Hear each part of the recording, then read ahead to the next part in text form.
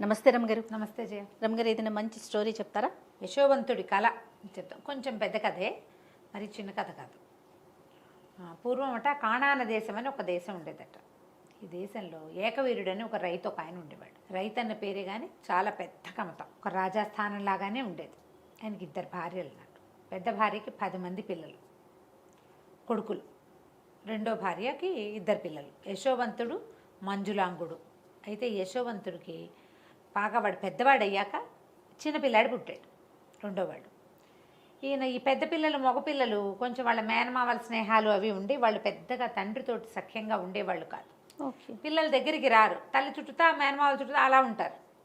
ఈ రెండో భార్య పిల్లలు కొంచెం చిన్నపిల్లలు అవడంతో చంటి పిల్లలు ఎలాగైనా పసిపిల్లలు కాస్త ఎక్కువ తండ్రులతోటి సన్నికర్షగా ఉంటారు. ఈయనకి రెండో భార్య పిల్లలంటే చాలా ముద్దు. ఈ యశోవంతుడు కొంచెం ఉత్సాహపరుడు. పడుకుని ఏదైనా కళ వస్తే నాకు ఇలా కళ వచ్చిందని చెప్పేవాడు. అయితే ఒకసారి ఏమైందట, వీళ్ళు చాలా పెద్ద గొడ్ల మంద ఉంది, పశువుల మంద. వీళ్ళకి రైతు కదా. ఈయన తన పశువుల్ని మేపే మైదానంలో గడ్డి తగ్గిపోతుంటే ఆయన ఏమన్నట్ట, ఒరే నాయనలారా, మీరు పశువుల్ని తీసుకెళ్ళండి, పెద్ద మందాన్ని పట్టుకెళ్ళిపోండి, చిన్న మందాన్ని నాకు వదిలిపెట్టండి, మరి ఇక్కడ గడ్డి తగ్గిపోయాక చిన్నపిల్లల్ని తీసుకుని నేను వస్తాను, మీరు ముందు పెద్ద మైదానాల వైపుకి వెళ్ళిపోండి అన్నారు. పాతకాలంలో అలా చేసేవాళ్ళు. ఇప్పుడు కూడా మేకల మందల్ని వాటిని తోలుకుపోతారు. కొండపాలెం సినిమా చూసాం. కొండపాలెం సినిమాలో అలాగే కదా, మేకల్ని గొర్రెల్ని వాటిని మేపడానికి కొండల మీదకి తీసుకుంటారు. అవి బాగా బలిసేక అమ్ముకుంటారు. వాటి కాపలా కాసుకోవటం అవన్నీ వాళ్ళదే పూచి. 10 మంది మగపిల్లలు, పెద్దవాళ్ళే. సరే, అందుకని పంపిస్తే ఏమైంది, చిన్నపిల్లలు 2 ఇంటి దగ్గర ఉన్నారు. ఈ యశోవంతుడికి ఒక 16 ఏళ్ళు ఉంటాయి, ఆఖరి వాడికి ఒక 4-5 ఏళ్ళు ఆ మంజులాంగుడికి. అయితే యశోవంతుడు ఒకనాటి రాత్రి నిద్రపోతే వాడికి ఒక కళ వచ్చింది. ఆ కళ ఎట్లా వచ్చింది, తనేమో ఏదో రాజు వేషంలో ఉన్నట్టు, తన అన్నదమ్ములని తను దండించినట్టుగా ఒక కళ. ఓహో. వాడికి ఆ కళలు చెప్పడం అలవాటు కదా. అన్నయ్యలు ఎవరూ లేక వాళ్ళతో చెప్దామనుకుంటే ఇంతలో ఏమైంది, వాళ్ళు ఏం చేశారు, మైదానం మీదకి వెళ్ళిపోయి తండ్రికి కబురు చేయలే. అంటే తండ్రితో సఖ్యం లేదు వాళ్ళకి, నాన్న కంగారు పడతాడు, అలాంటి భావాలు లేవు. వీళ్ళకి ఏ కబురు చేయలే.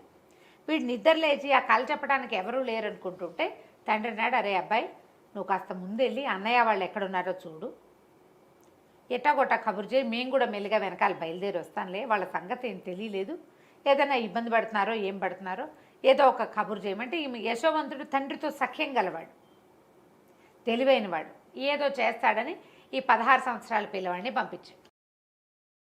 పరిగెత్తుకుంటూ వెళ్ళాడు. వాళ్ళంతా మందతో నిదానంగా వెళ్ళారు.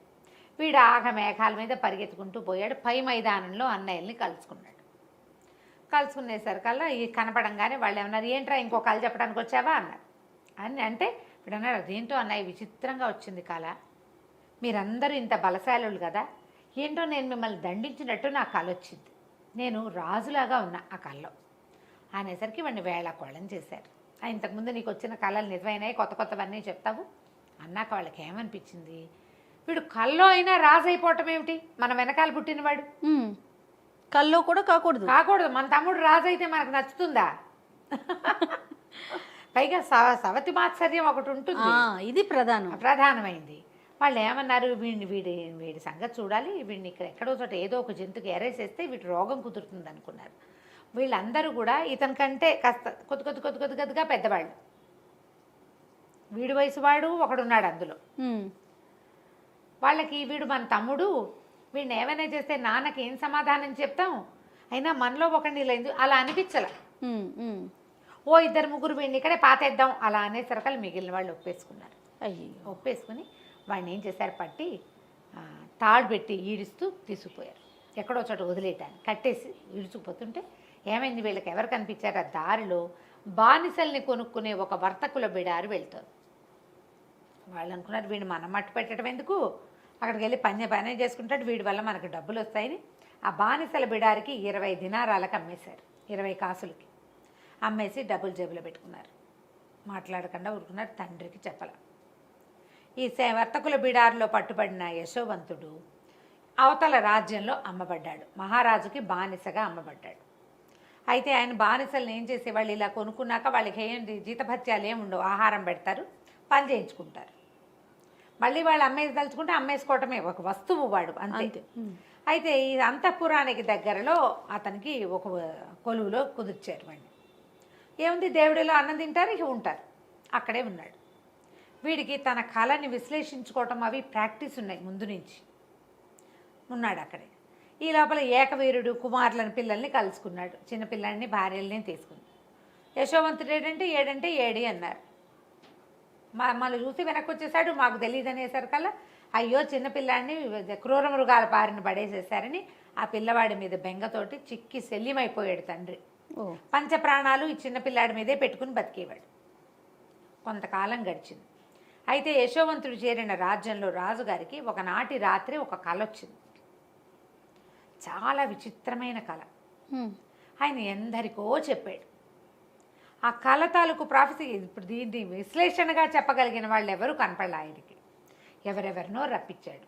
ఆ కళ ఏమిటి, ఒక పెద్ద ప్రవాహం ఈయన రాజ్యానికి ఆనుకొని ప్రవహిస్తోంది. అందులో ఇంచి 7 ఆవులు గట్టెక్కాయి.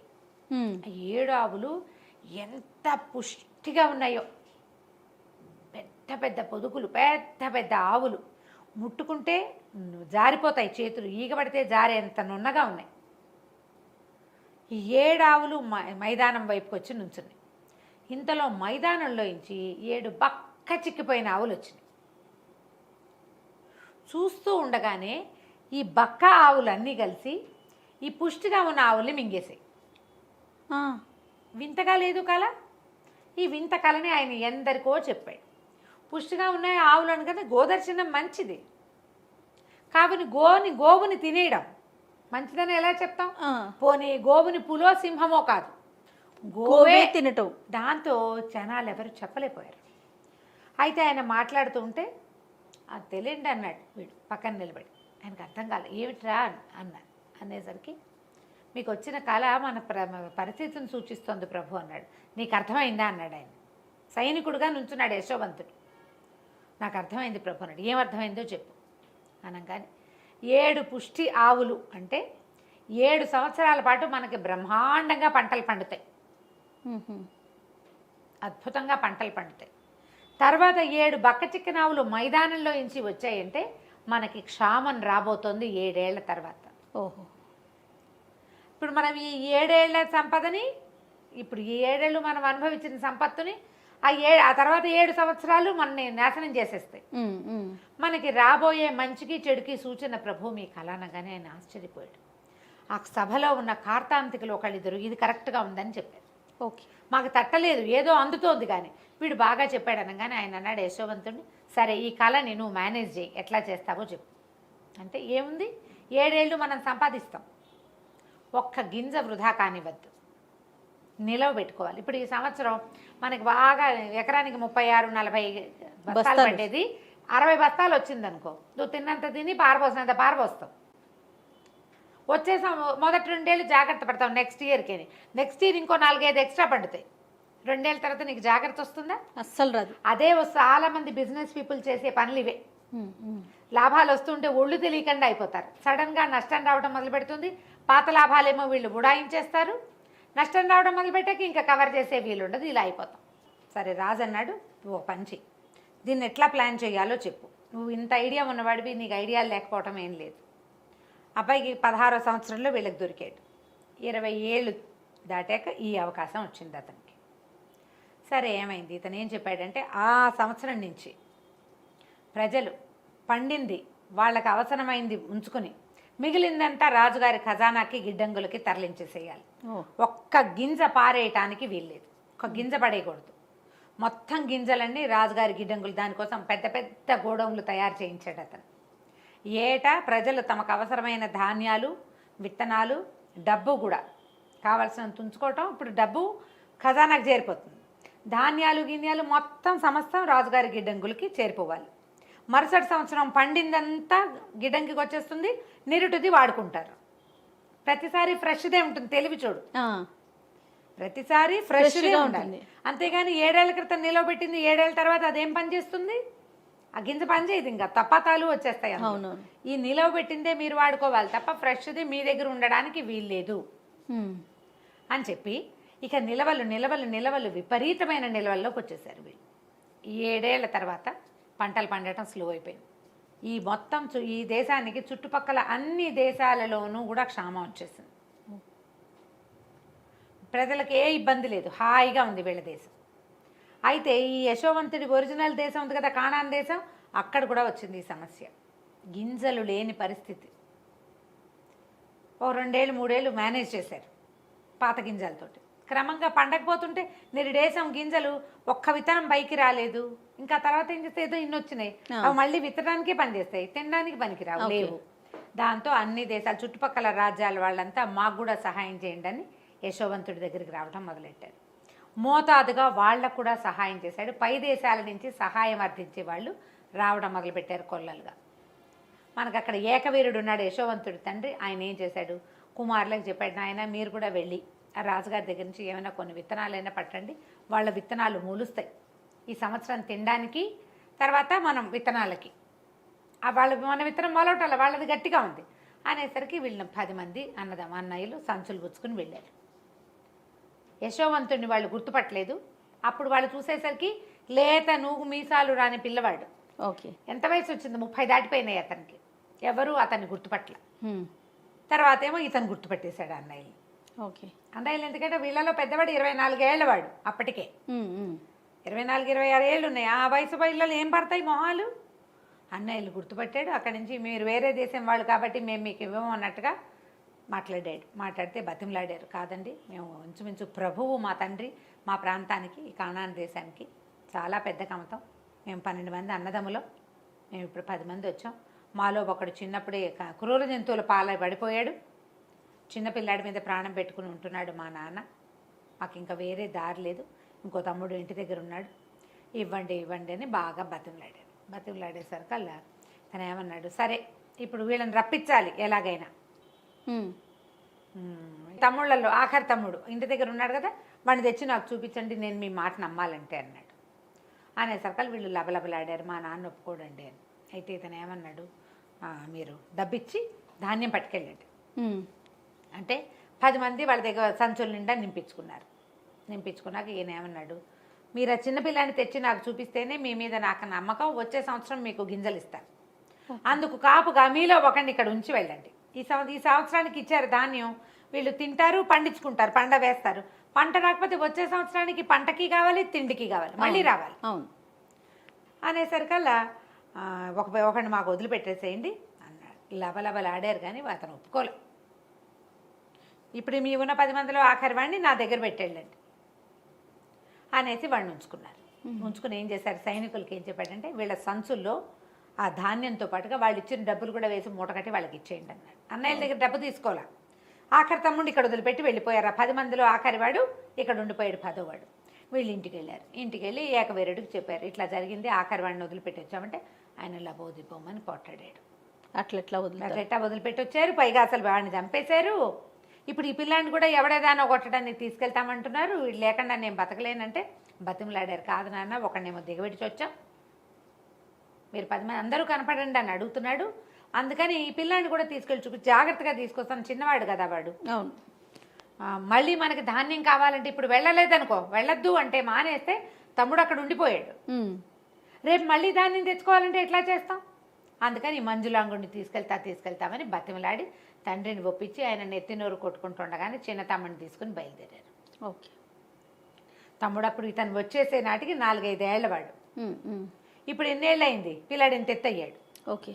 ఆ తమ్ముడిని చూశారు. సరే వీళ్ళెవ్వరూ అతన్ని యశోవంతుని గుర్తుపట్టాలి, ఎందుకంటే అక్కడ మంత్రి వేషం, బట్టలు, తలపాగా, మొహం మీదకి ఒక కుచ్చుతోటి అసలు అతన్ని గుర్తే పట్టలేదు వాళ్ళు. అక్కడి నుంచి వీళ్ళు వచ్చేసరికి ఆ చిన్న తమ్ముడిని కూడా చూశారు కల్లా మహా ముద్దొచ్చేసింది ఇతన్ని. భోజనాలకు రండి, మాతో పాటు అన్నం తిందురు కానీ పిలిచాడు. భోజనాలకు ఏర్పాటు చేశారు. వరుసగా వేస్తే వరుసగా 1, 2, 3 మీరు కూర్చోండి నేను వరుసగా కూర్చోబెట్టాడు. వీడు ఈయనకి ఎట్లా తెలుసు మన వరుస అనుకున్నారు, ఆశ్చర్యపోయారు. భోజనం పెట్టించాడు. నేను కూడా మీతో పాటు తింటానని తర్వాత 11వ వాడిగా తను, 12వ వాడిగా తమ్ముడిని కూర్చోబెట్టి పీటలు అట్లా వేయించి వాళ్ళతో పాటు కూర్చుని అన్నం తిన్నాడు. ఓ సంతోషం పట్టలేపాడు. మరి చిన్నతనం నుంచి అట్లా చిన్న అలవాటు కదా పాపం. అక్కడి నుంచి ఏం చేశాడు, అరే వీళ్ళంతా వెళ్ళిపోతారు కదా, వాళ్ళు మళ్ళీ ధాన్యానికి డబ్బు తెచ్చిచ్చారు. దాంతో పాటుగా ఆఖరి వాడు చిన్న పళ్ళెంలో ఇంత వెండి బంగారపు గిన్నెలో పాయసం పోయించుకుని తాగాడు. ఈ పాయసపు గిన్నెను కూడా అందులో వేసేయండి, వడ్ల మూటలో వేసేసి కట్టేసి పంపించండి అన్నాడు. సరే దాన్ని వాళ్ళు తెచ్చిన డబ్బులనేమో ధాన్య మూటల్లో వేసేశారు. ఆఖరి వాడు పాయసం తాగిన ఆ బంగారు పాత్రను కూడా అందులో వేసి మూట కట్టేసి వీళ్ళ చేతిలో పెట్టారు. అక్కడి నుంచి వీళ్ళ మూటలు వీళ్ళు మోసుకుంటూ 11 మంది, ఈ 10 మంది ఆఖరి చిన్నపిల్లాడు ఊరు దాటారు. దాటగానే సైనికులు పట్టుకున్నారు. మీ మూటలు అక్కడేవో బంగారు పాత్ర పోయిందంటే మీ వస్తువులను ఇవన్నీ చూడమన్నారు అని. చూస్తే వీళ్ళు డబ్బులు ఎందుకు వెనక్కి వచ్చేసినాయో వీళ్ళకి అర్థం కాలేదు. లాస్ట్ టైం కూడా డబ్బు వెనక్కి వచ్చింది, ఏదో పొరపాటు జరిగింది అనుకున్నారు. ఈసారి కూడా తమ మూటల్లో డబ్బులు ఉన్నాయి. ఆఖరి వాడి మూటలో బంగారు పాత్ర కనపడింది. ఆ బంగారు పాత్ర అక్కడి నుంచి పాత్రను పట్టేసుకున్నారు, పిల్లాడిని లాక్కెళ్ళిపోయారు. వీళ్ళు ఏం చేస్తారు, ఈ పిల్లాడు లేకుండా ఇంటికి వెళ్తే తండ్రి చంపేయడు, లాభోదీపమని పరిగెత్తారు. మళ్ళీ వెనక్కి పరిగెత్తి అతనికి ఏంటంటే తండ్రిని చూడాలనుంది, తండ్రి కూడా తమతో ఉంటే బాగుండనుంది, ఏ రకంగా చెప్పాలో తెలియలే, అందుకని ఎత్తెత్తాడనమాట. అక్కడి నుంచి పెద్దవాళ్ళంతా బతిమలాడారు, బాబు మేము చేయలేదండి, పైగా మా పిల్లవాడు అట్లా కక్కుర్తి పిల్లాడు కాదు, వీడు మా ఇంట్లో వీడే కింగు, మేము మలమల వాడిపోయాము గింజలు లేక, అయినా మా ఇంట్లో వెండి పాత్రలు బంగారు పాత్రలు ఉన్నాయండి, వీడు పుట్టినప్పటి నుంచి బంగారు కంచంలో తినేవాడే, వాడికి ఒక్కడికే ఉంది ఆఖరి వాడని బంగారు కంచం, మా వాడు అట్లాంటి పిల్లవాడు కాదని బతిమలాడారు. కానీ కాకపోతే ఏమైంది, అలా వీళ్ళు బతిమలాడి మాట్లాడుతుంటే ఇతను తన తలపాగా ఇవి చుట్టూతా ఉన్న ఉత్తరీయము తీసి పక్కన పెట్టాడు. ఈ చిన్న పిల్లాడు ఒక్క ఎగిరి అన్నను కావలించుకున్నాడు. అప్పటిదాకా తెలియలే వాడికి, పైగా మంత్రి గారు మొహంలో ఒక మొహం పెట్టి ఏం చూస్తాడు, అవును పక్కన కూర్చున్నాడు. దానికి తోడు కావలించుకునేసరికి వాళ్ళు నిర్కాంతిపోయారు. ఒరే ఏమిట్రా అన్నారు వాళ్ళు. వాళ్ళల్లో ఒకళ్ళిద్దరు దగ్గరికి వచ్చి పిల్లాడిని లాగబోయేసరికల్లా వాళ్ళకి కనపడింది వాడి తండ్రిదే, వాడి మొహం. అందరు ఆశ్చర్యపోయారు. అప్పుడు వాడికి జరిగిందంతా చెప్పాడు. ఒక బండి పంపించి తండ్రిని తల్లుల్ని రప్పించుకున్నాడు. వాడికి వచ్చిన కళ ఎలా నిజమైంది, తను రాజుగా ఉన్నట్టు మిగతా వాళ్ళంతా కూడా అన్నయ్యల్ని దండిస్తున్నట్టు వచ్చిన వాడి కళ ఇన్నేళ్లకి కళలు ఫలిస్తాయి. రాజుగారి కళ కూడా ఫలించింది. ఇలాంటిది జరుగుతుందని ఊహించకుండా వాడేదో తను రాజైపోయాడన్న కోపంతో ఈ పని చేశారు. వాళ్ళకి బాధగానే ఉంది, ఆ తమ్ముడిని మిస్ చేసుకున్నామని. ఇక చేయగలిగేది ఏమీ లేదు. తర్వాత యశోవంతుడు తన అన్నయ్యల్ని తన రాజ్యంలోనే ఉంచుకున్నాడు. అతను మంత్రిగా ఎంతకాలమో చేశాడు. ఆ కానాను దేశంలో ఉన్న వీళ్ళ పొలాలన్నిటినీ కూడా తమే వెళ్ళి స్వాధీనం చేసుకున్నారు. సో కళలు ఫలిస్తాయని అనుకోవాలి. నమస్తే రమ్మగారు. నమస్తే రమ్మగారు. మోసపోవటం, రకరకాల విషయాలు రకరకాలుగా మోసపోతూ ఉంటారు. అది చిన్నది కావచ్చు, పెద్దది కావచ్చు. డబ్బుల దగ్గర ఎక్కువ, మరీ ఎక్కువ అనమాట. ఎందుకని అలా జరుగుతుంది అంటే, డబ్బు అనేసరికి మనం ఎక్కువగా ఇంట్రెస్ట్ చూపించడం అంటే ప్రాధాన్యం ఇవ్వటం వల్ల ఎదుటి వారితో మనం ఎక్కువగా మోసగింపబడతారేమో అని అనుకుంటా ఉంటాను నేను. అవును, డబ్బుల మీద వ్యామోహంతో ఏంటంటే చిన్న పిల్లల దగ్గర నుంచి పెద్దవారి దాకా డబ్బు అనగానే అదొక అంటే ఇంకా బ్రహ్మ పదార్థం. అదే కదరమ్మ గారు. దాని మీదే ఆసక్తి ఉంటుంది. మనకి అత్యంత ఆశపోతనం, చాలా సంపాదించేసుకోవాలి, చాలా దాచేసుకోవాలి, చాలా ఉంచేసుకోవాలి. వీటి వల్లే మోసపోతాం. అసలు మోసం చేయటానికి జనాలు ఎంత నమ్మిస్తారంటే, చాలా నమ్మితే కానీ మోసం చేయలేరు కదా జయ. ఎప్పుడు చూడు మనకి ఏమిటంటే ఏమనాలి దాన్ని సరిగ్గా చెప్పాలంటే, అదేం విడిగా ఉండదు ఆ పదార్థం. మనం బాగా నమ్మితేనే మోసం చేయగలుగుతారు. మనం ఎవరిని బాగా నమ్ముతాం, బాగా ఎస్టాబ్లిష్డ్గా ఉన్న వాళ్ళని కదా. వీళ్ళ దగ్గర నుంచి ఒకళ్ళు చిట్ ఫండ్ కంపెనీయో ఓ ఉద్యోగాలు ఏవో ఒక 25-30 మందికి ఉద్యోగాలు ఇచ్చారనుకో, అప్పుడు వాళ్ళందరికీ ఉద్యోగాలు వచ్చినాయని మనం కూడా నమ్ముతాం. లేకపోతే వాళ్ళందరూ బాగా డబ్బులు వచ్చి ఏదో చేసేసుకుంటున్నారని, ఈ బిజినెస్ చేస్తే వాళ్ళంతా సంపాదించేసుకున్నారని. ఈ మోసం చేసేవాడు ఏం చేస్తాడు, సాధారణంగా బాగా ఎస్టాబ్లిష్ చేస్తాడు, 2-3 ఏళ్ళు నమ్మిస్తాడు. జనాలు నమ్మిన కొందికి వాడికి మోసం చేసే అవకాశాలు పెరిగిపోతాయి. అంతే. అవును. అందరూ దిగిపోయాక, అన్ని పక్కల నుంచి జనాలు దిగాక, వాడికి సర్ప్రైజ్ మనీ ఏర్పడ్డాక ఎత్తేస్తాడు. వ్యాపారం నడుస్తున్న నాళ్ళు నడుస్తుంది. ఎత్తేదలుచుకుంటే అవతల వాళ్ళ నమ్మకమే వీడి పెట్టుబడి. అంతేగా, 100% ఈజీగా మోసం చేసేయచ్చు డబ్బు విషయంలో. చిన్నవి ఓ 100 రూపాయల నోటు కింద పడేసి ఇది మీదేనా అని అడిగి, అలాంటి చిన్న మోసాలు. సినిమాల్లో ఇలాంటి ట్రిక్కులు చూస్తూ ఉంటాం. అక్కడి నుంచి పెద్దవి, ఇక బిజినెస్లు, బోర్డులు తిప్పేటాలు, బ్యాంకులు బోర్డులు తిప్పేటాలు, బ్యాంకులనే మోసం చేసేవాళ్ళు. ఏమిటి తాడిని తన్నేవాడు ఉంటే వాడు తలని తన్నేవాడు ఇంకొకటి. అత్యాశ ఒక కారణం అనుకోవాలి కదా రమ్య గారు. ప్రధానమైంది మనుషులకు ఉండే గ్రీడీనెస్, అత్యాశ, కావాలి ఇంకా కావాలన్న కోరిక. మంచి మంచి కథలు ఉంటాయి జయ వాటి మీద. అవునా? మోసకారి కథలు ఎన్నో మనకి చాలా చెప్పుకున్నాం మనము. కానీ కథా సరిసాగర్ నుంచి ఒక కొత్త కథ చెప్దాం. తప్పకుండా. ఇంతకుముందు చాలా చెప్పాం కదా. ఒక ఊళ్ళో శివుడు మాధవుడు అని ఇద్దరు ఫ్రెండ్స్ ఉండేవాళ్ళు. పరమ మోసకారులు వాళ్ళిద్దరు. ఇది డైరెక్ట్గా దొంగతనం చేయటం లాంటివి కాదు, మోసం చేసి సంపాదించటం. వాడిమ్మన్నాడని వీడి దగ్గర, వీడిమ్మన్నాడని వాడి దగ్గర చెప్పడం, మాటలతో బురిడి కొట్టించేసేయటం. ఇక వాళ్ళు ఉన్న ఆ రత్నగిరి అనే ఊళ్ళో అందరినీ మోసం చేశారు వాళ్ళు. ఏదైనా పెద్ద ఎత్తున జరిపి ఏం చేసేవాళ్ళు, వీళ్ళు రోజువారీ హాయిగా తినడానికి, తిరగడానికి, ఆడుకోవడానికి సంపాదించుకునేవాళ్ళు. సంసారాలు లేవు, కుర్రాళ్ళు. ఇప్పుడు ఇలాంటి వాళ్ళు అంటే అగ్నికి వాయువు తోడైనట్టే. ఒకడు దొంగ వెదవైతే వాడికి ఫ్రెండ్ ఉంటే ఇద్దరు కలిసి చేస్తారు. అవును, అంతే కదా. ఒకడు దొంగతనం చేస్తాడు, రెండో వాడు ఎస్కేప్ ప్లాన్ చేస్తాడు. అవునండి. ఇలాంటి తెలివితేటలు ఉండి ఉండి వీళ్ళు ఏమనుకున్నారంటే, ఇక్కడ చిన్న చిన్న ఊరు, ఇది చిన్న ఊళ్ళల్లో ఇక లాభం లేదు మన సంగతి, పెద్ద ఊళ్ళకి వెళ్ళాలి, ఎక్కడైనా బాగా సంపాదించాలి. అయితే ఎవరిని బురిడి కొట్టించాలి అని ఒక రెక్కీ నిర్వహించుకున్నారు వాళ్ళు. ఆ నిర్వహించిన రెక్కీలో ఉజ్జయిని రాజపురోహితుడు. ఉజ్జయిని నగరం చాలా పెద్దది. రాజపురోహితుడికి రాజుగారి దగ్గర బోలెడంత మంచి పేరు. పైగా అతను బాగా సంపాదించాడు. 7 కుండల బంగారు నాణ్యాలు ఉన్నాయి అతని దగ్గర అని ఊళ్ళో చెప్పుకునేవాళ్ళు. మహాగ్రీడి, పిసినారివాడు. పావలా కూడా పోనిచ్చేవాడు కాదు. ఓ కూతురుంది, పిల్లకి పెళ్లి చేయలేదు. మహా డబ్బు పిచ్చి ఆయనకి. అతన్ని మోసం చేయాలి, కొడితే ఏనుగు కుంభస్థలాన్ని కొట్టాలి. సరే వీళ్ళిద్దరూ ఏం చేశారు, మంచి ప్లాన్ వేసుకుని ఉజ్జయిని నగరానికి వచ్చారు. ఈ శివుడు అన్నవాడు పోయి అక్కడ తపస్సు చేసుకోవటం మొదలుపెట్టాడు. శ్మశానం దగ్గర ఉండటం మొదలుపెట్టాడు. ఓ శ్మశానంలో, ఒక శ్మశానానికి దగ్గర ఓ చిన్న గూడు లాంటిది, చిన్న గుడారం లాంటిది తీసుకుని అక్కడ సిద్ధుడిలాగా తపస్సు చేసుకుంటున్నాడు. రోజులు గడిచాయి, జనాలు చూస్తున్నారు, ఎవడో ఇక్కడ ఒక సిద్ధుడు ఉన్నాడు, వాడు తపస్సు చేసుకుంటున్నాడు అని. జనాన్ని నమ్మించాలంటే కొంగ జపంలాగా జపం చేయాలి కదా. అయితే ఈ తపస్సు చేసుకుంటున్న వాడిని జనం చూస్తున్నారు. ఇంతలో ఏమైంది, మాధవుడు ఉన్నాడుగా రెండో వాడు, వాడు ఒక మంచి చక్కగా రాజకుమారుడి లాంటి వేషం ధరించి ఒకరోజు వచ్చి శివుడు కాళ్ళ మీద పడ్డాడు. ఒక బాగా డబ్బులున్నాయని ఒక ఆయన కారు ఆపి అక్కడున్న ఒక గుడిసెలోకి వెళ్తే చుట్టుపక్కల జనం అంతా చూడరు మరి కదా. అప్పుడు ఒక ఇంప్రెషన్ వస్తుంది, అబ్బో ఇంత రాజకుమారుడు అల్లే ఉన్నాడు, వీడెవడో టింగురంగామని రథం దిగాడు, రథాలు కాకపోతే గుర్రం దిగాడు, వెళ్ళాడు, దండాలు పెట్టాడు. అంటే ఈయన చాలా గొప్పవాడు అనమాట. ఈ కుర్రాడు ఈ ఊరు వాడు కాదు, ఏ ఊరి వాడో ఇక్కడికి వచ్చి దండం పెట్టాడంటే ఈయన ఈ ఊరి వాడు కాదు, అక్కడ ఏదో గొప్ప పేరు తెచ్చుకున్నాడు. ఆయన్ని తెలుసుకుని ఇక్కడికి వచ్చాడు ఈ కుర్రాడు అని చెప్పుకుని జనాలంతా చేరటం మొదలుపెట్టారు. అక్కడికి బాగా పేరు వచ్చింది. ఇంతలో ఈ మాధవుడు ఏం చేశాడు, ఊళ్ళోకి వెళ్ళి కొంతమంది జూదరులని వాళ్ళని ఆకట్టుకున్నాడు. అరే మీకు డబ్బులు ఇస్తాను, మీరు రాజపురోహితుడి దగ్గరికి వెళ్ళండి, వెళ్ళి నేను రాజకుమారుణ్ణని, నాకు రాజుగారి ప్రాపకం కావాలని కోరుకుంటున్నానని, దర్శనం ఇప్పించమని, ఏదైనా ఇస్తానని చెప్పి ఆయన ఒప్పించండి అని. ఆయన ఏదైనా ఇస్తాను అన్న పాయింట్కి బాగా పడిపోతాడు. లంచంతో జరగని పని లేదు లోకంలో కదా. ఇది పాత ఉజ్జయిని కథల్లో కూడా ఉంది చూడండి. ఏనాటి ఉజ్జయిని నగరం. సరే అక్కడి నుంచి ఏమైంది, సరే బాగానే ఉంది.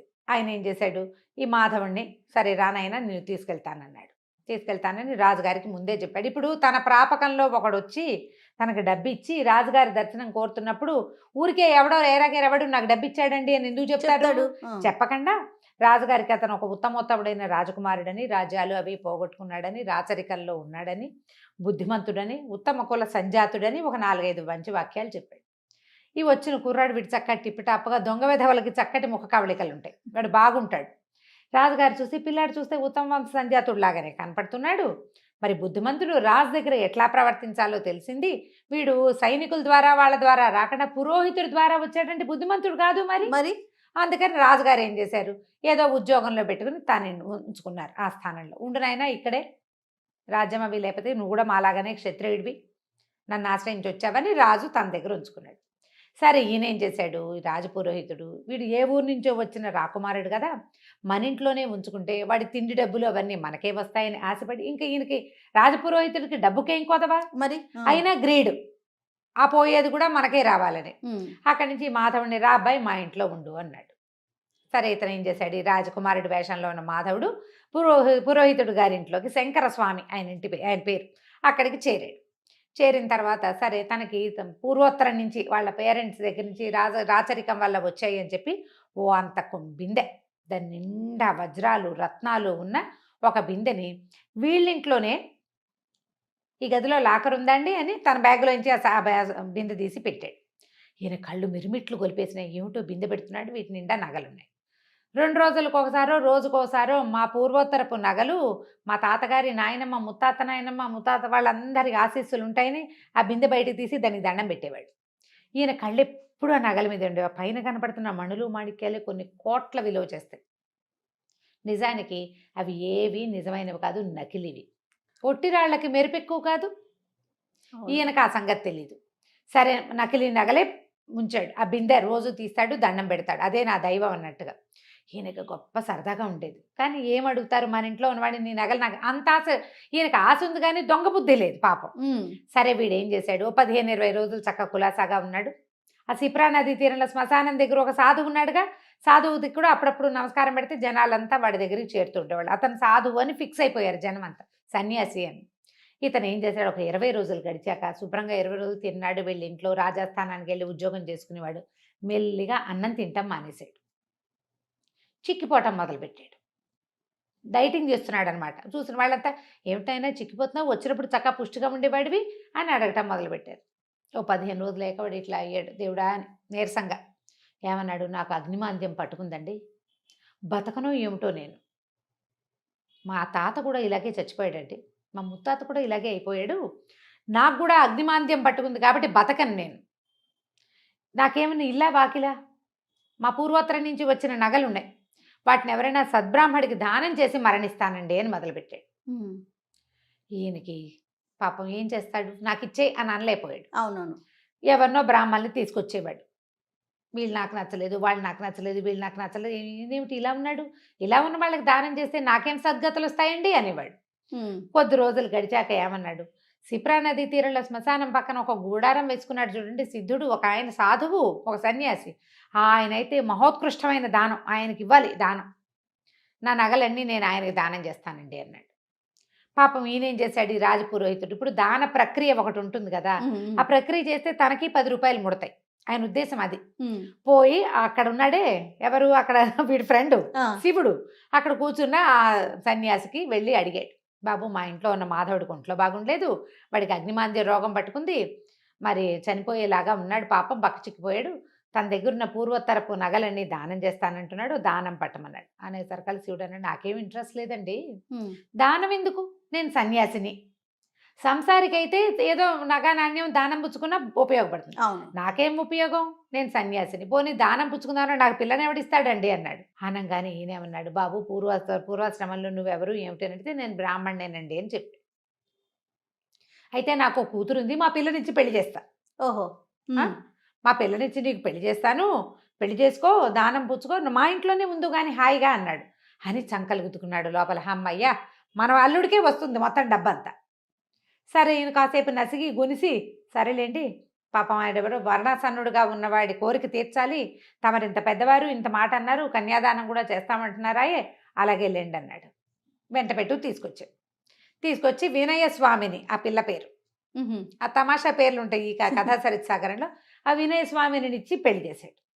పెళ్లి చేసిన 2 రోజులకి ఈతంతోటి ఆ మొత్తం బంగారపు కుండ ఉంది కదా, కుండ నిండా ఉన్నాయి వజ్రాలు రత్నాలు ఆభరణాలు పూర్వోత్తరపు నగలు, అవన్నీ దానం చేయించాడు. అయితే ఇతనేమన్నాడు, ఈ నగల సంగతి నాకేం తెలుస్తుందండి, మీరే దాచండి అని మామగారి చేతిలో పెట్టాడు శివుడు. మాధవుడు ఆ రోజు నుంచి అన్నం తింటాం మొదలుపెట్టాడు.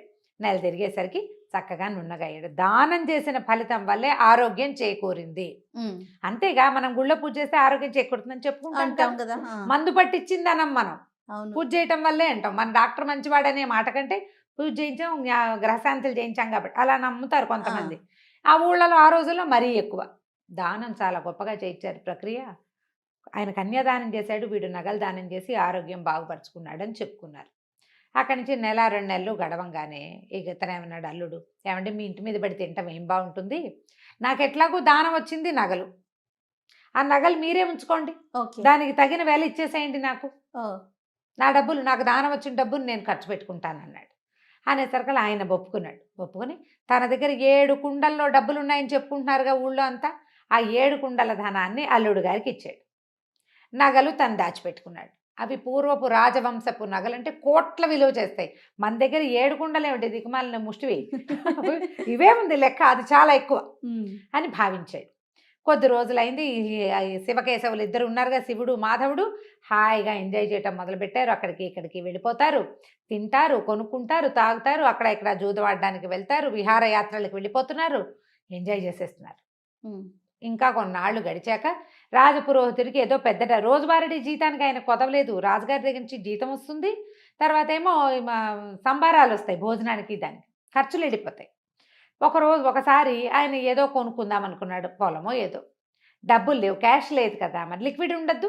ఈయన ఏమనుకున్నాడు, మన దగ్గర ఇంత కొండ నిండా నగలున్నాయని ఒక మాణిక్యాన్ని పుచ్చుకుని రత్నాల వర్తకుడి దగ్గరికి వెళ్ళాడు. ఆయన చూసి, ఏంటండి ఇది గాజు, దాన్ని నేలకేసి కొడితే 300 ముక్కలైంది. అది గాజు రాళ్ళు ముక్కలైపోతాయి, రత్నాలు ముక్కలు, కొసలు కూడా విరగవు వాటికి. అయితే రత్నాల వర్తకుడు అన్నాడు, ఈ భలేవారండి, ఇది పిచ్చిది, మీరు ఎక్కడి నుంచి తెచ్చారనగానే ఆయనకు ఉండే గోపేలు మంది, ఊరు నాయనో ఏం చేతుండ్రా దేవుడా అని ఈ చెంబంత బిందు ఉందిగా, బిందంతా పుచ్చుకుని రత్నాల వర్తకుడి దగ్గరికి వెళ్తే అన్ని గిల్టు నగలే అవి. వాడు రోజు బిందె తీసి దండం పెడుతున్నాడు కదా, మెరుపు పెడుతున్నాడు వాటికి, మెరుపెట్టి ఎప్పటికప్పుడు తలతల్లాడిస్తున్నాడు. ఈయన చూసుకునేసరికి అవన్నీ పిచ్చి పిచ్చిగా ఉన్నాయి. రెండోదేమో అన్నీ పిచ్చివే, అందులో ఒక్క బంగారు వస్తువు లేదు.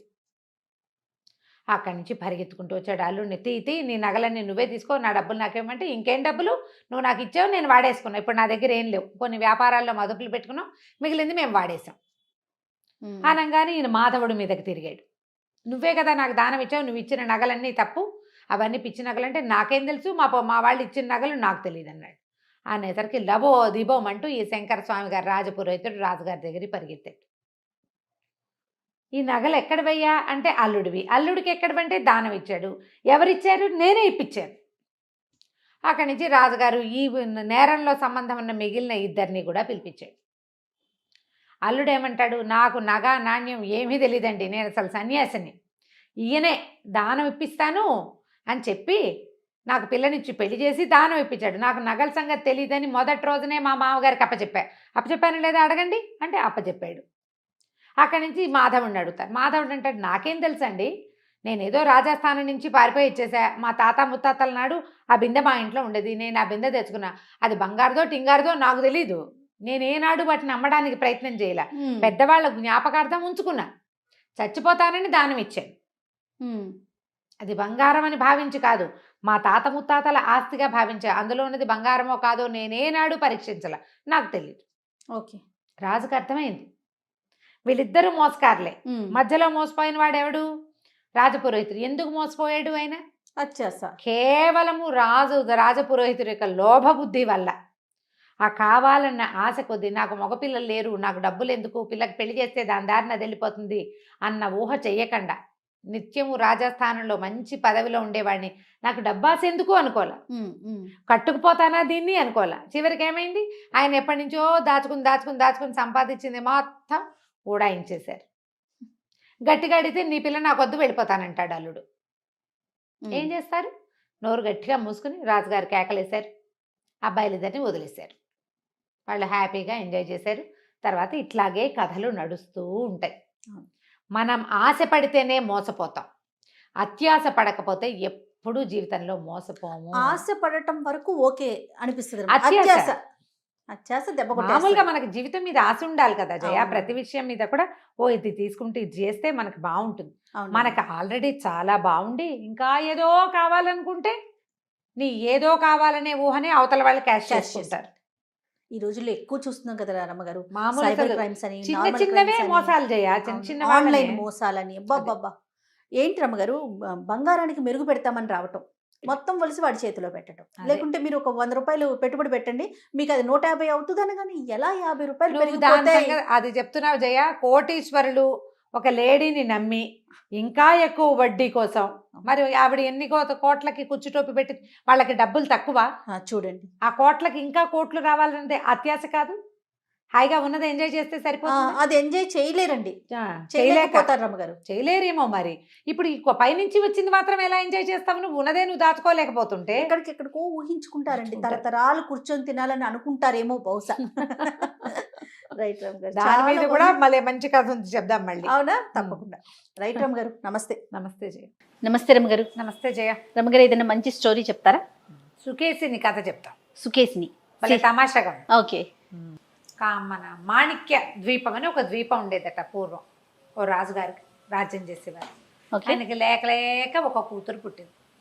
ఆ పిల్లకి కొంచెం తమాషాగా ఉండేదట జుట్టు, బంగారపు రంగు కేశాలు ఉండేవి. ఎంత అందంగా ఉందో, భలే బాగుండేది పాప. అమ్మాయి జుట్టు మరీ అందంగా ఉండేది, వెనకాలకంతా ఉంగరాలు తిరిగి ఉండేది, ముందు వైపు కొంచెం గోల్డెన్ ల్యాక్స్ ఉండేవన్నమాట. ముందు ఉన్న జుట్టు బంగారపు రంగు ఉండేది. రాగి రంగు ఉంటే ఒక రకంగా ఉండును, ఈ బంగారపు రంగు ఉండేసరికల్లా ఏదో వింతగా ఉందని అమ్మాయికి సుకేసిని అని పేరు పెట్టారు. పిల్ల వయసు వచ్చే కొందికి కొంచెం అందంగా తయారైంది. 16 ఏళ్ళు వచ్చినాయి అనుకుంటా. కాస్త యుక్త వయసు కరాలు అయిన తర్వాత ఒకసారి ఒక బిచ్చగత్తెగా కనపడిన ఒక మంత్రగత్తెని చూసింది ఈ పిల్ల. చూసి చాలా వికృత రూపంతో ఉంది. మామూలుగానే కాస్త భావన పిల్లలు ఇదేంటి ఇలా ఉంది అలా అనేస్తారు. అవును. ఈ అమ్మాయి ఆ బిచ్చగత్తెని చూసేసరికల్లా ఒక చీదరించుకుని, ఇంత వికృతంగా ఉంది బాబోయ్ కళ్ళు అని కళ్ళు మూసుకుందా. మూసుకునేసరికల్లా బిచ్చగత్తె కాదు, మంత్రగత్తె. ఓహో. అదేముంది, ఏమిటి నీ జుట్టు చూసుకుని నీ పొగరా, నువ్వు అందంగా ఉన్నావు, మీ అమ్మ నాన్న అందంగా ఉన్నారు, నీకు అనుపానాలన్నీ కుదిరి అందంగా ఉన్నావు, నువ్వు మంచి బట్టలు వేసుకున్నావు, నగబెట్టుకున్నావు, అందరికీ భగవంతుడు అది ఇస్తాడా? ఎవడి రూపం వాడిది కదా. బాడీ షేమింగ్కి పాల్పడిందని తిట్టి, నీ జుట్టును చూసుకునే నీకు గొప్ప, ఒక్క వెంట్రుకు లేకుండా రాలిపోతుందని చెప్పించి. అయ్యయ్యో. చూస్తుండగానే పిల్ల నెత్తి మీద జుట్టంతా రాలిపడిపోయి గుండు అయిపోయింది. అయ్యో. 14-15 ఏళ్ల పిల్లకి గుండు తీయించుకుంటే వేరే రకం, దాన్ని జుట్టు చూసే గర్వించేదానికి జుట్టు ఊడిపోతే ఇంకేముంది? ఎట్లాగా? ఇక పిల్లలు అవోదివో ప్రజలందరికీ నవ్వొచ్చింది గుండుతో ఉన్న పిల్లని చూసేసరికి. ఆ కాలంలో ఆడపిల్లలు జుట్టు తీయటాలు అవి లేవు. పైగా ఇట్లా మొత్తం మొహం మీద చర్మంలాగా తల మీద చర్మం కూడా అయిపోయింది, వెంట్రుకే లేదు. ఇక ఆ పిల్ల విపరీతంగా ఏడ్చింది, బయటకు వచ్చేది కాదు, లోపలే పడి ఉండేది. అయితే ఈ రాజపురోహితులు వాళ్ళు ఏమన్నారంటే, అమ్మాయి ఏదైనా సాధన చేసి చూద్దామన్నారు. ఇక మంత్రశాస్త్రవేత్తల్ని వాళ్ళని వీళ్ళని గురువు గారులని ఎంత మందిని పిలిచారు. ఎవరిని పిలిచినా ఏమీ జరగల, ఒక్క వెంట్రుక మలవలేదు, గుండుగానేది పిల్ల ఎదుగుతోంది. పిల్ల 16 ఏళ్ళు వచ్చేస్తాయి, 14 ఏళ్ళ పిల్లకి 16 రావడానికి ఎంతసేపు? అక్కడి నుంచి పిల్ల సిగ్గుపడి ఇంకేం పెళ్ళవుతుంది, పెళ్ళవ్వదు. అసలు ముందు ప్రజల్లోకి రాజుగారికి ఒకతే కూతురు, ఆ అమ్మాయి రాజ్యం చేయాలంటే ఈ గుండెసుకుని ఏం చేస్తుంది, అదో బాధ. సరే ఏం చేసింది, రోజు దైవ ప్రార్థన చేసుకునేది క్రమం తప్పకుండా. బ్రాహ్మణ ఆయన ఒక ఆయన వచ్చి ఏం చెప్పాడంటే, లక్ష్మీదేవిని ప్రార్థిస్తే కనుక మహాసమృద్ధి కలుగుతుంది. ధనం కోసం ప్రార్థిస్తే ధన సమృద్ధి, అన్నం కోసం ప్రార్థిస్తే ధాన్యలక్ష్మి అన్నాన్ని ఇస్తుంది, జుట్టు కోసం ప్రార్థించవమ్మా చక్కగాను అని చెప్పాడు. ఈ అమ్మాయి లక్ష్మీ ఉపాసన మొదలుపెట్టింది.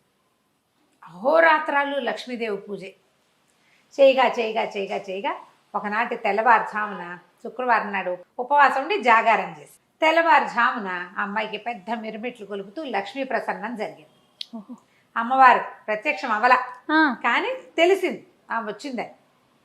వచ్చి ఏం కావాలని అడిగినట్టు తెలిసింది. తెలిసేసరికి ఆ పిల్ల ఒక జుట్టు కావాలన్న ఒక ఉద్రేకంలో ఉంది కదా, ఆ విగ్రహాన్ని కావులు ఇచ్చుకుని రోజుకు 2 నా జుట్టు పెరిగిపోవాలమ్మా అని కోరుకుంది. 2 నాకు జుట్టు పెరగాలి అన్న కోరికకి తెల్లవారేసరికి టకా టకా టకా టకా పెరిగిపోవటం మొదలుపెట్టింది. జుట్టు పెరిగిందా, కానీ పెరగటం ఆగల. నాకు మోకాళ్ళ దాకా జుట్టు, నడుం దాకా జుట్టు, పోనీ పాదాల దాకా జుట్టు అన్నా బాగానే ఉంది, అంతటితో ఆగిపోయేది. 2 వేసరికల్లా ఏం చేస్తారు, పిల్లని మించిపోయింది జుట్టు, కత్తిరించారు. తెల్లారేసరికి మళ్ళీ పెరిగిపోయింది. 2 అయిపోవాలి కదా, ఎంత కత్తిరిస్తే అంత. ఇక అదొక ప్రోగ్రామ్ కింద ఈ అమ్మాయి జుట్టు కత్తిరించటము, పైదాకా కత్తిరించేస్తే దానికి డబల్ వస్తుంది, సగానికి కట్ చేస్తే దానికి డబల్ వస్తుంది, 2 ఇంచీలు కట్ చేస్తే 4 ఇంచీలు వస్తుంది. ఇక ఆ జుట్టు పారేయటమే ఒక ప్రోగ్రాము, దాన్ని తగలబెట్టడం, దాన్ని సముద్రంలో కలపడం, గొయ్యి తీసి పాత పెట్టడం. ఇట్ట 2 ఏళ్ళు గడిచినాయి. ఆ పిల్ల ఆ జుట్టు ముయ్యలేక ఇట్ట పడిపోతూ ఉండేది. సరే రాజుగారు ప్రకటన ఇచ్చారు, ఎవరైతే యువరాణి జుట్టు పెరుగుదలని ఆపుతారో వాళ్ళకి అమ్మాయినిచ్చి వివాహం చేస్తామని. ప్రతివాడు వస్తారు, ఏం చేస్తారు, ఇంతలావు జడ, దాన్ని కత్తిరించడం, జడ చూస్తుండగానే టుకు టుకు టుకు టుకు పెరిగిపోతుంది, ఇంత బారుస్తుంది అంతే. సరే కొద్ది రోజులు అట్లా గడిచింది.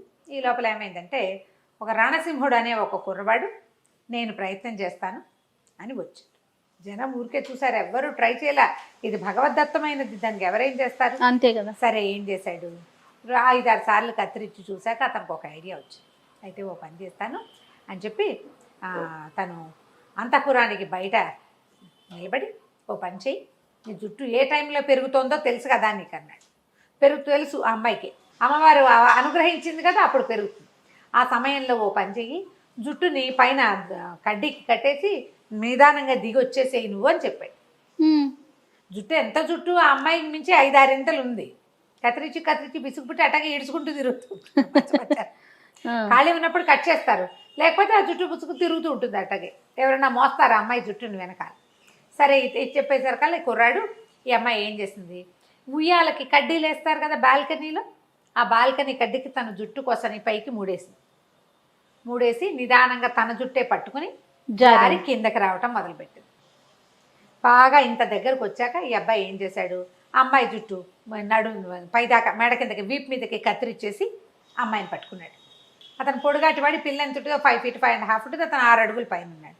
కత్తిరించేశారు కల్లా, అంటే అమ్మాయి నుంచి జుట్టు కత్తిరిస్తే పెరుగుతోంది, ఇప్పుడు జుట్టు నుంచి అమ్మాయిని కత్తిరించాడు. ఓకే, జుట్టు బలంతో కదా వేళ్లాడుతుంది, కత్తిరించేశారు కల్లా జుట్టు పెరగటం ఆగిపోయింది. బాగుందిగా, ఇప్పుడు ఇంకా బాగుంటుంది. కానీ అమ్మాయి పెరగడం మొదలుపెట్టింది. అయ్యో, ఇది ఇంకా విచిత్రం. ఇక అమ్మాయి పెరగటం మొదలుపెట్టింది. అట్ట భవనాలు చాలలేదు, మహాకాయురాయలు అయిపోయింది. ఇప్పుడు ఏం చేయాలి, అమ్మాయి పెరుగుదల ఎలా ఆగాలో తెలియలే.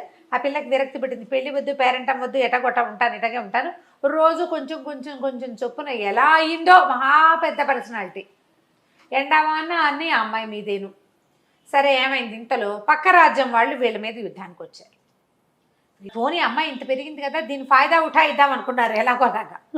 యుద్ధం చేయటం కంటే ఈ అమ్మాయి మంచి స్టౌట్గా కూడా ఉంది, అంటే వెడల్పుగా బలంగా ఉంది పిల్ల. ఈ 16-17 ఏళ్ల పిల్ల, బలంగా ఉన్న పిల్ల అదే సైజులో పెరిగితే మరి కొంచెం పుష్టిగా ఉన్నట్టే కదా. ఆవిడకి ఏం చెప్పారు ఐడియా, అమ్మ ఓ పని చేయి, ఈ మాణిక్య ద్వీపం ఉంది కదా, ఇది సముద్రంలో, దీనికించి తీసుకుపోయి ఇంకో చోట బయలుకిచ్చి పెట్టేయమన్నారు. ఆ అమ్మాయి సముద్రంలో 2 కాళ్ళు వేసి నిలబడింది, మాణిక్య ద్వీపాన్ని ఎత్తేసరికల్లా మన రాజకుమార్ అంటున్నాడు కదా రణసింహుడు, గబగబా అమ్మాయి భుజాల మీదకి ఎక్కాడు. చీమ పాకినట్టుంది, అమ్మాయికి ఏం తెలియదు ఎంత ఎత్తుందో. అయితే ఇప్పుడేమన్నాడు, ఎక్కి చెవిలో చెప్పాడు, నేను రణసింహుడిని, నువ్వు కంగారు పడుతూ నేను నీ జుట్టు కత్తిరించేస్తాను. మెడ మీద ఎక్కి నుంచున్నాడు, జుట్టు కత్తిరించేస్తాను, నువ్వు సైజు తగ్గటం మొదలు పెడతావు, నీ అసలు సైజుకి రాగానే నీళ్ళలోకి దిగి ఈదటం మొదలుపెట్టు, నీ ఒరిజినల్ సైజు వచ్చేస్తుంది అని చెప్పాడు. ఇది ఈ పెరుగుదల అనేది ఏదర్ మనిషి ఆ జుట్టుకు ఉండిపోయింది అది. ఓకే, అక్కడి నుంచి ఏం చేశాడు, పెద్ద కత్తెర పుచ్చుకుని అమ్మాయి భుజాల మీద నుంచి అమ్మాయి మాణిక్య ద్వీపాన్ని పెళ్లగిస్తుంటే జుట్టు కత్తిరించడం మొదలు పెట్టాడు రణసింహుడు. జుట్టు మెడ దాకా కత్తిరించేశాడు. మెడ దాకా కత్తిరించగానే ఇంత పొడుగైపోయిన అమ్మాయి 30 సైజ్ తగ్గిపోయింది. నార్మల్గా వచ్చిందా? నార్మల్గా వచ్చేసింది. నార్మల్గా వచ్చేసింది. రణసింహుడు అన్నాడు, ముందే చెప్పాడు, మనం ఇద్దరం సముద్రం అంతా ఈదాల్సి వస్తాము, మనం ద్వీపంలోకి వెళ్తానికి సరేను అని ఒప్పుకుంది. సరే ఇద్దరు కలిసి ఈదుకుంటూ బయటకు వచ్చారు. రాజకుమార్తె ఒరిజినల్ సైజులోకి వచ్చేసింది. అమ్మయ్య అనుకున్నారంతా. కానీ మళ్ళీ జుట్టు పెరగటం మొదలుపెట్టింది. మళ్ళీ మళ్ళీ రెండింతలు పెరిగిపోవడం, కత్తిరించడం. సరే దీనికి ఇంకో ఉపాయం. మరి ఇప్పుడు ఎట్లాగైనా సరే రాజకుమార్తె జుట్టో మనిషో తగ్గించాలి. అంతే, తగ్గించి ఆ అమ్మాయిని మామూలుగా చేసి పెళ్లి చేసుకుంటేనే దీనికి ఈ రాజ్యానికి రాజు అవుతాడు. అవును. సరే ఏం చేశాడు, ఈసారి ఒక పని చేద్దామని పెద్ద త్రాసు పెట్టించాడు. రాజకుమార్తెను ఒక దాంట్లో కూర్చోబెట్టాడు. ఇప్పుడు ఇది అమ్మాయి మీద నుంచి లాగి సగం జుట్టుని అందులో వేశాడు. కొంచెం కొంచెం కత్తిరించడం మొదలెట్టాడు, అది పెరగటం మొదలుపెట్టింది. ఈ కత్తిరించిన జుట్టు రాజకుమార్తె ఒకే సైజుకి వచ్చేదాకా కత్తిరించేసేట. ఓకే, సమానంగా తూగాక ఇక జుట్టు పెరగటం మానేసింది. అమ్మాయి పెంచాలో జుట్టును పెంచాలో కన్ఫ్యూషన్ వచ్చింది ఆ వరానికి. అమ్మాయికి పెరుగుదల వరం. ఆ తర్వాత ఇంకేమీ పెరగలేదట. ఎంత తమాషాగా ఉందో చూడు. 50s రాయబడిన కథ జయ ఇది. ఆ తర్వాత ఈ సుకేసునికి సహజంగా అమ్మాయికి ఎంత జుట్టు ఉందో అంత జుట్టే ఉంది. అలాంటి బంగారు ముంగురులే ఉన్నాయి. రణసింహుడును సుకేసిని ఇద్దరు వివాహం చేసుకున్నారు. మాణిక్య ద్వీపానికి రాజు రాణిగా ఎంతో కాలం హాయిగా ఉన్నారు. దీంట్లో లాజిక్లు వెతకండి, సరదాగా ఉండే ఒక పిల్లలకి చెప్పుకునే ఒక కథ అంతే. రైట్, కంచికి మనం ఇంటికి. నమస్తే. నమస్తే రమగారు. నమస్తే జయ. రమగారు, అప్పు ఇచ్చేటప్పుడు లేదా పుచ్చుకునేటప్పుడు సంతకాలని, సాక్ష్యాలని రకరకాల హడావుడి చేస్తూ ఉంటాం. అలా చేసినా కూడా మోసం చేస్తారు, మోసపోతూ ఉంటాం కదా. ఇప్పుడైతే ఇంకా లేటెస్ట్ టెక్నాలజీ, స్టాంప్ పేపర్లని, రిజిస్ట్రేషన్ అని, ఇంకొక సాక్షి అనేసి. ఇదివరకు రోజుల్లో ఎలా ఉండేదండి? ఇలాంటి మోసాలు జరుగుతూ ఉండేవా? ఇలా సాక్ష్యాలు కూడా ఉండేవా రమ్మగారు? సాక్షి ఉండాలి కదా, ఎవరో ఒకళ్ళు మధ్యవర్తులు మధ్యలో ఒకళ్ళు ఉండి ఒకళ్ళు అప్పు ఇచ్చేవాడు, ఒకళ్ళు తీసుకునేవాడు. ఒక కాగితం రాయించుకోవటము, లేకపోతే ఫలానా వాళ్ళు ఊళ్ళో ఉన్న పెద్ద మనుషులు ఎవరో మధ్యవర్తిగా ఉండటము, మున్సబ్ గారు కరణం గారు ఎవరైనా మధ్యలో ఉండి ఇప్పించటము, వాళ్ళ మాట నడవాలి కదా, అలా ఉండేది. అయితే అన్ని చోట్ల అలా ఉండదు కదా. ఏదో మనం తెలుసు కదా అని 10, 20, 25 చేబదుళ్ళు ఇవ్వటం, అలా చేసేవాళ్ళు ఇదివరకు. ఇచ్చిన వాడు వెనక్కి తిరిగిస్తాడు, ఇవ్వని వాడు ఎగ్గొట్టేస్తూనే ఉంటారు. అలా అదొక పద్ధతి, అదొక పందా మనుషులది. ఇలాంటి దాని మీద ఒక కథ చెప్తాం. పూర్వం ఒక పల్లెటూళ్ళలో నారాయణ శెట్టి గారని ఒక వ్యాపారస్తుడు ఉండేవాడు. ఓ రోజు ఆయన కొంచెం వర్షాకాలం ఎక్కడికో నడిచి వెళ్తున్నాడు. అప్పట్లో అంతా నడకలే కదా. అవును. వెళ్తుంటే ఆయనకు కోటయ్య అని ఒక రైతు కనపడ్డాడు. కనపడేసరికల్లా ఏదో పిచ్చాపాటి మాట్లాడుకున్నారు. ఆ కోటయ్య ఏమన్నాడంటే, బాబు వానాకాలం వచ్చేసింది, ఇల్లంతా కురిసిపోతుంది, రూపాయి లేదు, చాలా కష్టాల్లో ఉన్నాను, ఇల్లు కప్పించుకోవాలి మొదట, తర్వాత ఏమో ఇల్లు కప్పటంతో పాటుగా కొంచెం వ్యవసాయానికి కొద్దిగా పెట్టుబడి కూడా కావాలి అని చెప్పి ఒక 200 ఇప్పించండి, వీలు వెంబడి తీర్చుకుంటాను అన్నాడు. అనేసరికి ఈ నారాయణ శెట్టి గారు కొంచెం మెతకవాడు. సరే, ఆ దారిలో నడుస్తూ ఏమన్నాడు, అలాగేలే కోటయ్య, ఎప్పుడు చెల్లేయగలవు చూసుకుని చెప్పన్నాడు. చూస్తుంటే, ఏముంది బాబు, ఈ వ్యవహారం అంతా తెమిలి ఇల్లు కప్పేసుకుంటాము, పొలం పంట వేస్తాను, పంట వచ్చాక మీ డబ్బు మీకు ఇవ్వనా పువ్వుల్లో పెట్టి అన్నాడు. అనేసరికల్లా ఇప్పుడు దారే పోతున్నారు ఇద్దరు ఒక దారిలో. అక్కడ ఎవరుంటారు మధ్యవర్తులు? కాగితాలు రాసుకోవడానికి నువ్వు వాళ్ళ ఇంటికో వాళ్ళు మీ ఇంటికో వస్తే ఏదో కాగితము ఒక వ్యవహారము. రోడ్డు మీద నడిచి వెళ్ళేటప్పుడు కదా ఈయన ఏం చేశాడు, రొంటినున్న నోట్ల కట్టలోంచి 200 రూపాయలు తీసి కోటయ్య చేతిలో పెట్టాడు. నోట్లు వచ్చినాయి ఈ కథ నాటికి. పని చేసుకో, వీళ్ళు వెంబడి తీర్చేసేయి, వడ్డీ ఏం వద్దులే అని చెప్పాడు. వడ్డీ వద్దులే అని చెప్పిన వాడు ఎంత మంచివాడు మరి. సరే, పని అయిపోయింది, వర్షాకాలం పోయింది, తర్వాత కోటయ్య పనులు అయిపోయినాయి. 2 సంవత్సరాలు గడిచినాయి. గడిచేసరికల్లా ఈయన చూస్తున్నాడు, ఎప్పుడో ఇస్తాడని. ఒకనాడు ఒక బజారు వీధిలో ఎదురుపడ్డాడు కోటయ్య. ఈయన అన్నాడు, కోటయ్య నీ పనులన్నీ అయినాయా, వ్యవసాయం అది బాగుందా అంటే, అన్నీ బాగున్నాయి బాబు, అంతా కులసాబాబు. మరి నా బాకీ ఎప్పుడు ఇస్తావు అన్నాడు ఆయన. ఏం బాకీ అనేసాడు కోటయ్య. అదేమిటి, నేను నీకు 200 ఇస్తుంది కదా నీ ఇల్లు అవి కప్పించుకోవడానికంటే, మీరు ఇల్లు నా ఇల్లు కప్పించుకోవడానికి మీరు ఇవ్వటం ఏమిటండి, మీరైతే నాకేమి ఇవ్వలా, ఒకవేళ కాగితం ఏదైనా రాసుంటే పంపించండి చెల్లుబాటు చేస్తా అనేసరికి ఆయన శెట్టి గారు ఉన్నాడు, అబ్బాయి మన ఇద్దరం కాగితం ఎక్కడ రాసుకున్నాము, ఆ వాళ్ళు ఎక్కడికో వెళ్తూ కదా మనం మాట్లాడుకున్నాం, నువ్వు అడిగితే నేను జేబులోంచి తీసిస్తాను కాదు నీకు అన్నాడు. అనేసరికి ఏమంటే కాగితాలు లేకుండా ఈ రోజులో ఎవరైనా ఇస్తారండి, మీరు నోటి మాటగా ఇచ్చానని చెప్తున్నారా, పైగా మీరు వ్యాపారస్తులు, అంతెలివి తక్కువగా మీరు నాకు ఇచ్చానని చెప్పడం ఏంటండి, అసలు నేను మీ దగ్గర రూపాయి తీసుకోలేదు, మీరు ఇవ్వాల్సిన అవసరం ఏముంది అన్నాడు. అది పైగా ఇద్దరు ఆయన నిదానంగా మాట్లాడుతున్నాడు, వీడు ఇవ్వదలుచుకోలేదు, అదాటన గట్టిగా అదురుగా మాట్లాడేశాడు. చుట్టుపక్కల జనం చేరేసరికల్లా కోటయ్య ఇంకా ఆదరగండంగా గట్టిగా అతను కూడా, ఈయన ఇచ్చేట నాకు దారేపోతూ ఎవడైనా డబ్బిస్తాడా ఈ కలికాలంలో, కాగితం లేకుండా ఇస్తాడా శెట్టి, ఇలా అంటున్నాడు, 200 ఊరికే వచ్చినయ్యా, అది 5 అని అరిచి కేకలు పెట్టాడు. నారాయణ శెట్టి గారు చాలా మృదు స్వభావి, మంచివాడు, కొంతమందికి తెలుసు, అందరికీ తెలిసినా కూడా ఈ కాగితం పత్రం లేకుండా శెట్టి ఎందుకు ఇస్తాడు డబ్బు. కొద్దిమంది అతని పక్షం, కొంతమంది ఈయన పక్షం అయ్యారు. అయితే ఈ జనాల్లో ఎవరో ఒకళ్ళిద్దరు ఏమన్నారంటే, శెట్టి గారు ఎందుకంటే వచ్చే బాధన, మున్సబ్ గారి దగ్గర తీసుకెళ్దాం తగాదాని, ఆయన చూస్తాడు కదా. సరే, అక్కడి నుంచి ఏమైంది, మున్సబ్ గారికి కోటయ్య తెలుసు, నారాయణ నారాయణ శెట్టి శెట్టి గారు తెలుసు. తెలుసు. సరే రేపొద్దున మున్సబ్ గారికి చెప్దామనుకుని ఆ గొడవల నుంచి ఆయన లేచి వెళ్ళిపోయాడు. ఇంటికి వెళ్ళి అన్నం తిని పడుకున్నాడు. మర్నాడు పోయి మున్సబ్ గారింటికి వెళ్ళి చెప్పాడు, మేము ఎక్కడికో వెళ్తుండగా ఇట్లా కనపడ్డాడు, ఈ విషయం చెప్పాడు, ఇల్లు కురుస్తోంది, తాటాకు కొట్టించుకుని సిద్ధంగా ఉంది కానీ నాకు డబ్బులు లేవు, ఇట్లా ఇట్లా ఉందన్నాడు, నేను డబ్బు ఇచ్చాను, వీలు వెంబడి తీరుస్తానన్నాడు అని వివరం చెప్పాడు. చెప్పేసరికల్లా ఆయన ఏం చేశాడు, ఈయన పెద్ద మనిషి కదా, కోటయ్య కబురు చేశాడు కానీ కోటయ్య ధైర్యం ఏంటి, కాగితం లేదు, సాక్ష్యం లేదు. లేకపోయేసరికల్లా సరే ఇద్దరు తమ వాదనలు ప్రతివాదనలు మున్సబ గారు కూర్చున్న చిన్న సభ, ఒక 6-7 పెద్దవాళ్ళు, ఊరు జనం కొంతమంది, అతని వెనకాల వచ్చేవాళ్ళు, అతని చుట్టాలు, ఈయన వెనకాల వచ్చి ఈయన దగ్గర పనివాళ్ళు చుట్టాలు చేరారు. గుంపంతా రచ్చబండ దగ్గర చేరతారు చూడు పల్లెటూళ్ళు అంతే.